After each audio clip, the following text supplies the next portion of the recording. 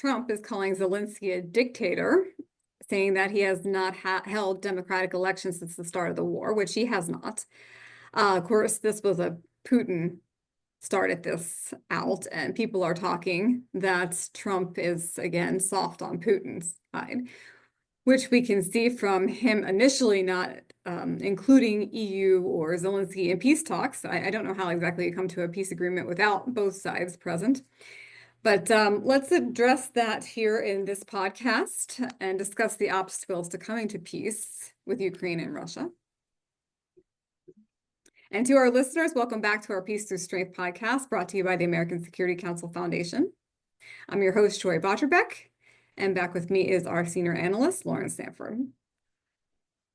Welcome back, Larry. Glad to be back. So one core issue, as we were discussing, is the lack of trust between Ukraine and Russia, as Putin was insisting on Zelensky needs to hold democratic elections before peace talks can begin.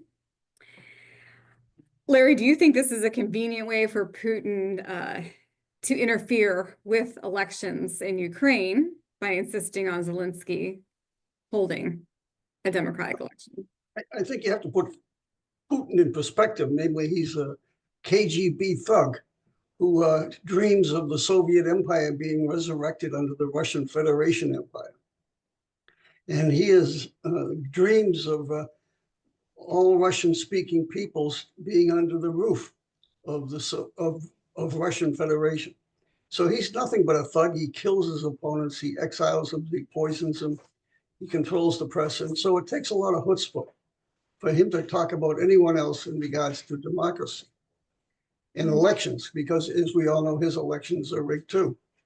The fact that Zelensky hasn't had an election since the war began is understandable in one respect. Namely, this country is fighting for its survival, and do they really need to divert resources and energies in a political campaign when I think the majority of Ukrainians support Zelensky? So, yeah, it's an issue. I mean, the Americans had elections in World War II, so maybe Ukraine can have elections while they're under war with Russia. But I think it's a minor point.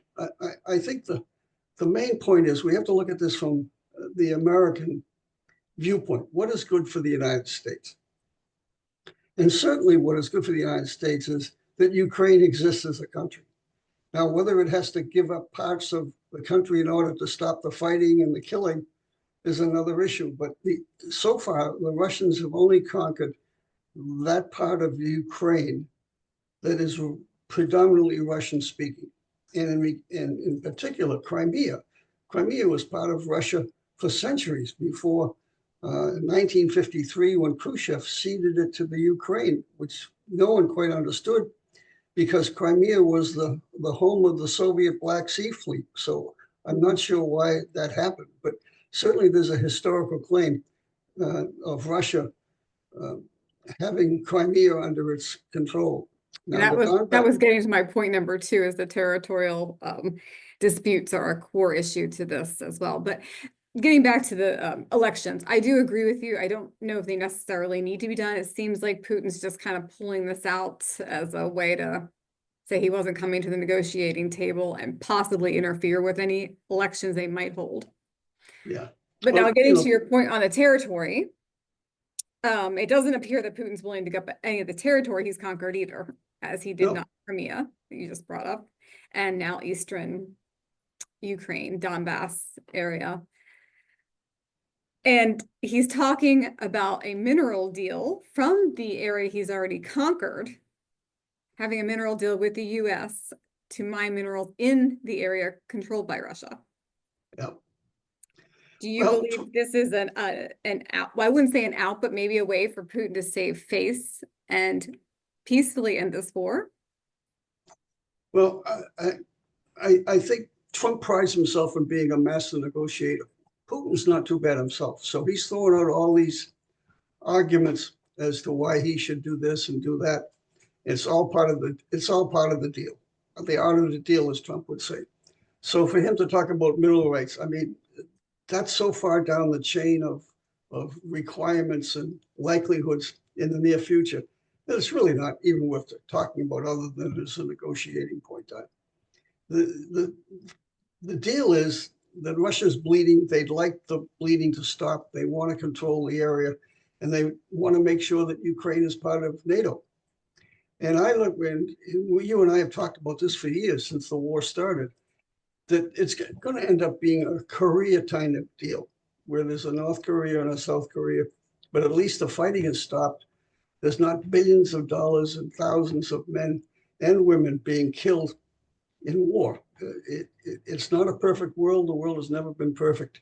And the fact that we'd end up with Russia controlling parts of what was formerly the Ukraine is not the greatest of events, but it is what it is type of thing. And my feeling is stop the fighting, stop Americans spending billions of dollars to defend Ukraine, because it is within our vital interest to defend Ukraine's existence.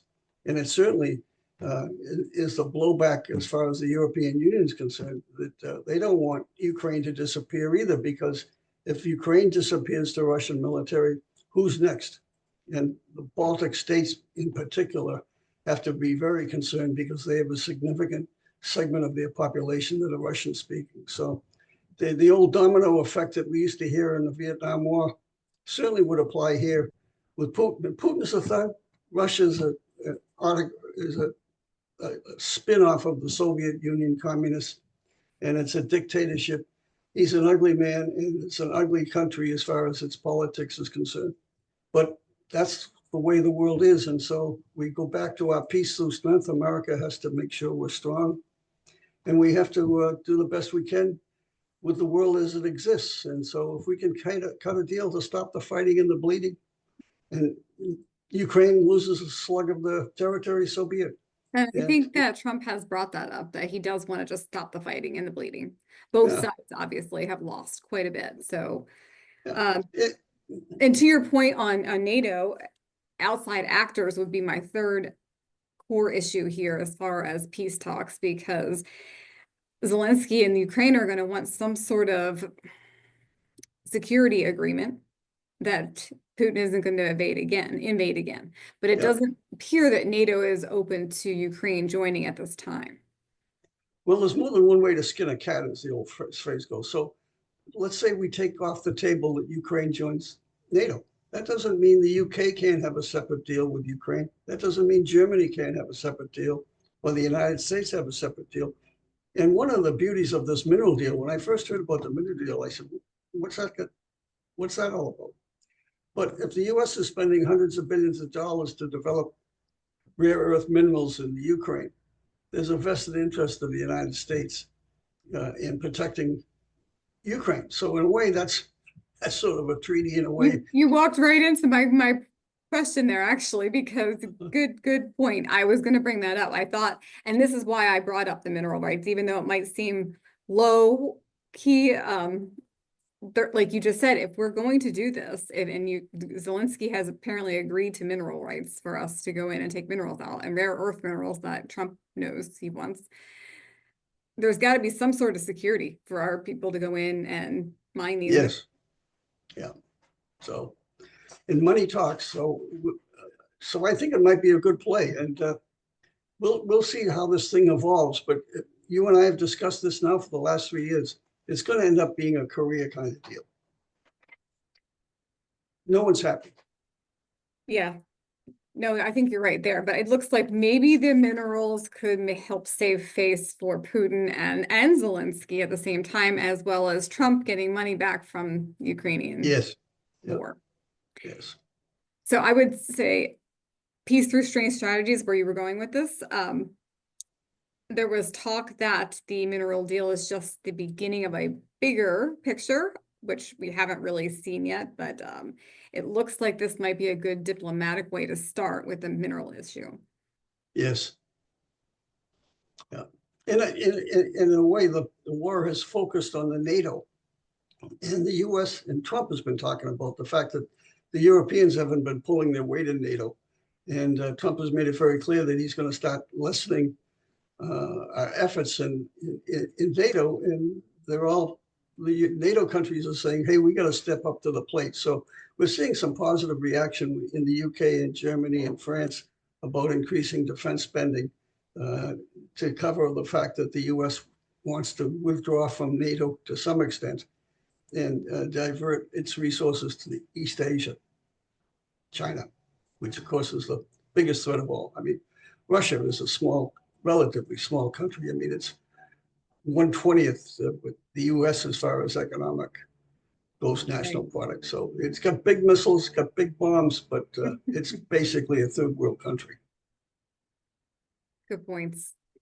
And yes, the EU seemed to be getting more involved with these peace talks as Macron came to the White House, and I believe the Prime Minister of the UK is there today.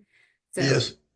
Yeah. We'll see as this proceeds what the bigger picture might be other than the minerals, but certainly we hope to maybe recoup some of our money that we put into Ukraine. And yes. Ukraine wants in return some more arms and yeah. And and it's not necessarily bad long run that Russia is more open to Western society. Putin has a chip on his shoulder. He thinks the West brought down the fall of the Soviet Union, and he's right. But the Russians have always had this complex about Western Europe and Western civilization. They consider themselves a separate civilization. But if I were the Russian civilization, I'd be really concerned about the Chinese civilization in Siberia, the vast area of the earth that Russia controls with very few people living in it. And China has 1.4 billion people who would love to occupy parts of Siberia that at one time they pretty much controlled, not necessarily ruled politically, but controlled economically. So I see that happening more and more, that Russians have to be concerned about Siberia. yeah, and then also to that point, I mean, Europe too is starting to look at China's footprints in Europe, and as the US is putting tariffs and pulling back as well. Yes. I mean, Germany is committing societal suicide with its green energy programs and denuclearization of its power plants. Its energy costs are 4 or 5 times higher than in America, and businesses are failing big time. Well, this is just a little prelude to our listeners. We're going to have a webinar on Ukraine and global leadership on March 12th. So join Larry and I as we host a webinar on that. We go into a little more detail on what's going on with Ukraine. We might even have more talking points by that point in a week from now. It is a week from now, right? 2 weeks from now. So yes. Join us for that. I'd like to discuss a little more about Ukraine and maybe even the drone situation there and what's going on both sides of the war with that. So thank you, Larry, for joining me today. Yes, thank you, Joy. Thank you to our listeners, and please subscribe, share, and comment on our YouTube and Rumble channels. Follow us on Twitter, Facebook, and Substack. And you can listen to your favorite audio podcast on Apple or Android phones. Please take a look at our website, www.ascf.us. Sign up for our newsletter, and you will receive our updates for upcoming webinars, as well as our polls, articles that come out on podcast. And please consider donating to our organization. Your donation will receive a free paid Substack subscription, which Larry writes articles and we put out podcasts on as well. So thank you again, Larry. Thank you to our listeners. And join us again next time for our Peace Through Strength podcast.